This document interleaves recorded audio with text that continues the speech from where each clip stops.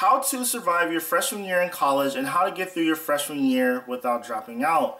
In this video, I will be giving you guys a bunch of advice and tips that I've used personally throughout my college career in order to be successful. Now, before I begin the video, for those who haven't watched any of my other videos and don't know my background, I am a senior in college who will be starting his last year of college in the next couple weeks, and I will graduate in the spring of 2017 with a bachelor's in electronics engineering and a minor in sales and a minor in business. And the reason I'm making this video in particular is because I've seen a lot of my peers throughout my college career drop out either due to financial reasons, they can't keep up with the coursework, they're not prepared. And a lot of these people have, loans, they have high family expectations, personal expectations, etc. And it sucks because when you drop out, you can't use the stuff that you learned up until that point of you dropping out to get a job or to get a career. And in today's job market, you can't really have a career where you don't need at least a 2-year or 4-year degree. Most jobs now require you to have a college degree. So my goal for this video is to leave you guys with enough advice and info to walk away with to be successful and not drop out, because everyone starts college off with the mindset of I want to get through these tough years and I want to get out and have a successful career. So hopefully you guys can do that. Now, for those about to start college, the experience will be overwhelming and daunting. You'll be surrounded by people of all different kinds of backgrounds, and you'll have ideas thrown at you constantly left and right. And for a lot of people, or actually most people, this will be the first time that they've been out of their parents' house for an extended period of time. And college offers a lot of freedom, whether that's good or bad depends on the individual. Now, the first piece of advice that I have for you guys in this video is that you need to find the right group of people to be around during your college career. I've seen some of the most brightest and intelligent people go down the tubes in large part due to the company that they keep. And you'll see people who are doing hardcore drugs such as heroin and coke. You'll see people who are not going to none of their classes. They're partying Monday, Tuesday, Wednesday, Thursday, Friday, Saturday, and Sunday. And they're waking up with hangovers, and they're not doing even a little bit of what they're supposed to be doing. And those are the people you want to avoid, because the people that you're around and the habits that they have eventually become your habits. And I'm not saying that that's always the case, but that generally seems to be the case in most situations. And that leads into my next point. You need to be involved throughout your college career. And, this is the part about, you need to find that right group of people. Well, the right group of people might be a student organization. And I'm not saying that you need to join a fraternity or a sorority to join a group. There are plenty of groups of completely normal people that like to do fun things, such as, the video game club, the, travel club, Lego club, who knows? There's so many different clubs on college campuses that it's ridiculous to a point. And a lot of those people in those groups will probably become your friends. And statistics show that people who are involved tend to have lower rates of college dropout or dropping out of college.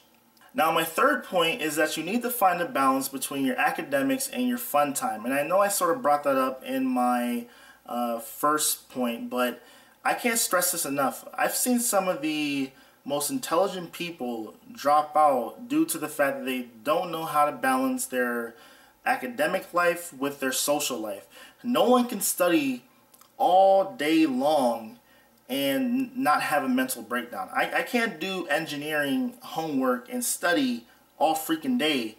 I need to go outside and hear birds chirping. Sometimes I might study for at most like 4 hours, and then I go do something else to get my mind right, and then I come back to it later, so I'm not having such high levels of stress. And a lot of times when you study for a very extended amount of time, you don't even retain the information that you that you were studying. You need to space out the stuff that you need to learn for your classes over a period of time. And that's the next thing I want to talk about, is that you need to come up with a schedule and a habit that will lead you to be successful. You know, you need to find times where you can study. You need to find times where you can hang out with your friends.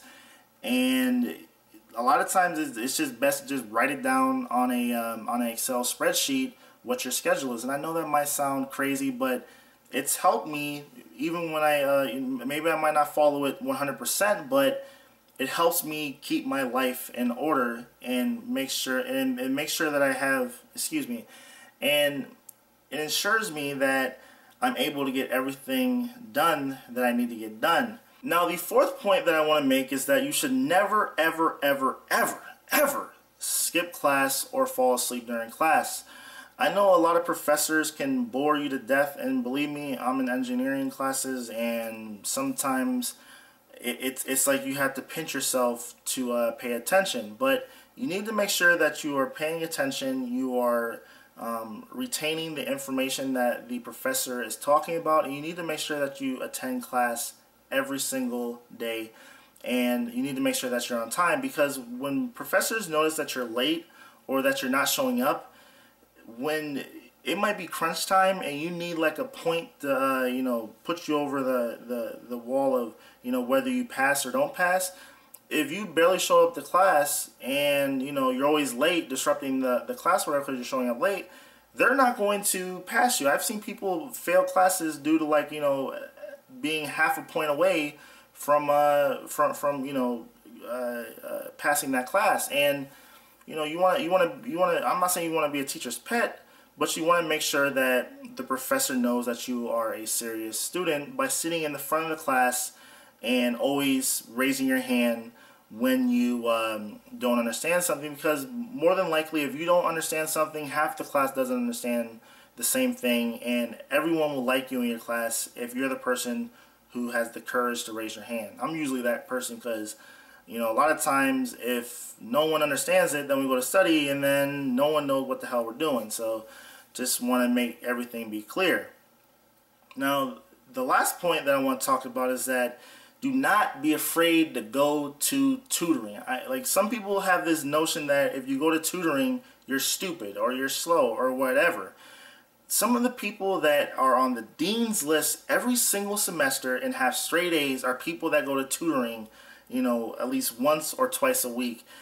Even if they understand the concept of what they've been taught during their class, going to tutoring can verify and reinforce what they already learned, and that can help you out a lot. And then also, when it comes to tutoring and study groups, if you're able to tell someone what you've learned and explain it to them, then you truly have the information down packed, and you know what you are being taught, and you can understand it fully. And that's important, because a lot of people will go through college and not be able to tell the next person what the hell they've been taught. And you need to make sure that you're learning the concepts, the functions, the whatever you need to learn in order to get an A and then go out there and be successful. Now, in closing, I hope that this video will give you guys some advice and some knowledge in order to make it throughout your freshman year, because I have to say that your freshman year will probably be one of the most difficult times throughout your college career, simply due to the fact that you don't really know what you have to do until you've had these experiences and you figure out your study plans, the people you want to be around, what you want to do in terms of what you want to major in, your minor, whatever. And it can be a challenging task, but hopefully this video might have given you guys something that you might not have heard before. So that's all I gotta say. Please subscribe to my channel, like this video, share it to anyone who might need it, and tell me how you guys think I did. And if you guys have any more advice, please share it in the comments below, because I'm always willing to hear new ideas. So that's all I gotta say. Thanks for watching, and peace.